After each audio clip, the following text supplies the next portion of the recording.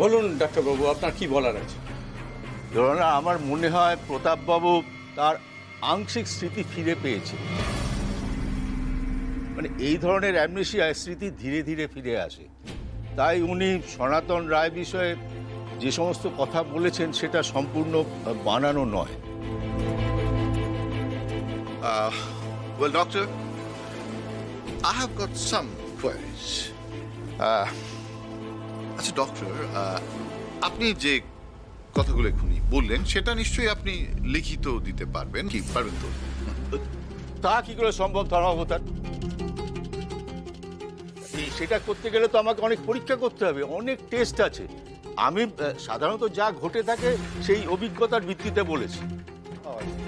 সেরকম কোনো সঠিক প্রমাণ এখানে, হ্যাঁ তাই তো?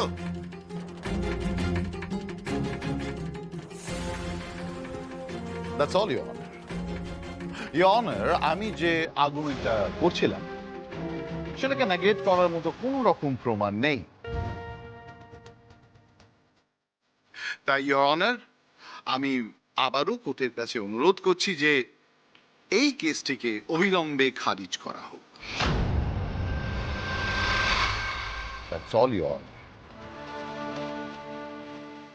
আপনি এবার আসতে পারেন ডাক্তারবাবু।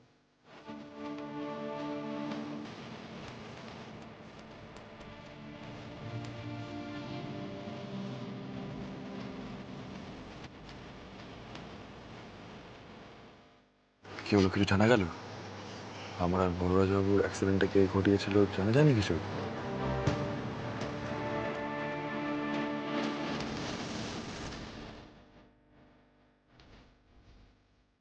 মনে হচ্ছে ওই পুলিশটা অ্যাক্সিডেন্টের বিষয়ে খোঁজ খবর করার চেষ্টা করছে। ধানসিনী ম্যাডাম, আদালত জানতে চাইছে যে আর কি কোনো আপনার বাস্তব প্রমাণ পেশ করার আছে, না হলে কিন্তু আদালত এবার তার বিচার শোনাবে। ইওর অনার, আমি অংশুমান সেনগুপ্ত, এই কেসের একজন ইনভেস্টিগেটিং অফিসার। পুলিশের পক্ষ থেকে আমার কিছু বলার আছে। ওকে, আপনি উইটনেস বক্সে আসুন। Thank you your honour. যাহা বলিব সত্য বলিব, সত্য বই মিথ্যা বলিব না।